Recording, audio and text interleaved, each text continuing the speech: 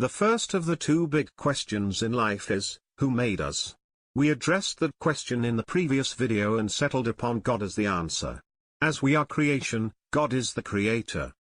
Now, let us turn to the second big question, which is, why are we here? Well, why are we here? To amass fame and fortune? To make music and babies? To be the richest man or woman in the graveyard for, as we are jokingly told, he who dies with the most toys wins? No, there must be more to life than that, so let's think about this.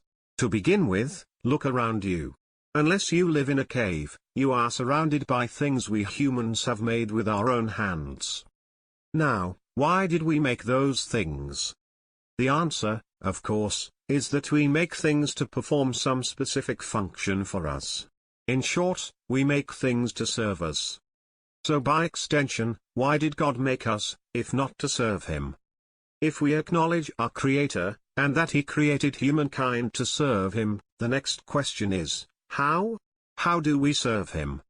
No doubt, this question is best answered by the one who made us. If He created us to serve Him, then He expects us to function in a particular manner, if we are to achieve our purpose. But how can we know what that manner is? How can we know what God expects from us? Well, consider this: God gave us light, by which we can find our way. Even at night, we have the moon for light and the stars for navigation. God gave other animals guidance systems best suited for their conditions and needs. Migrating birds can navigate, even on overcast days, by how light is polarized as it passes through the clouds. Whales migrate by reading the Earth's magnetic fields. Salmon return from the open ocean to spawn at the exact spot of their birth by smell, if that can be imagined. Fish sense distant movements through pressure receptors that line their bodies. Bats and blind river dolphins see by sonar.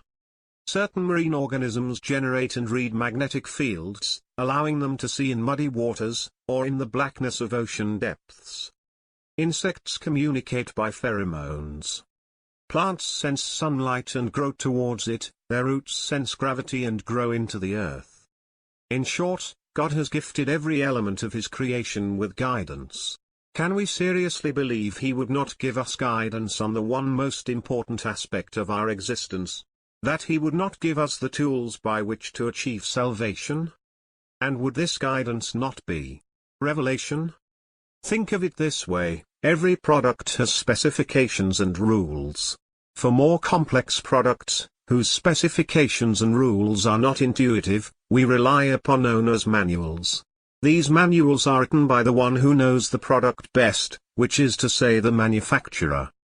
A typical owner's manual begins with warnings about improper use and the hazardous consequences thereof, moves on to a description of how to use the product properly, and the benefits to be gained, and D provides product specifications and a troubleshooting guide whereby we can correct product malfunctions. Now, how is that different from revelation? Revelation tells us what to do, what not to do and why, tells us what God expects of us, and shows us how to correct our deficiencies. Revelation is the ultimate user's manual, provided as guidance to the one who will use.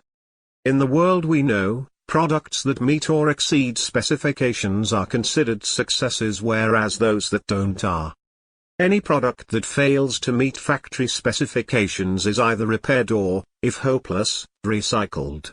In other words, destroyed. Suddenly this discussion turns scary serious. Because in this discussion, we are the product of creation. But let's pause for a moment and consider how we interact with the various items that fill our lives. As long as they do what we want, we're happy with them.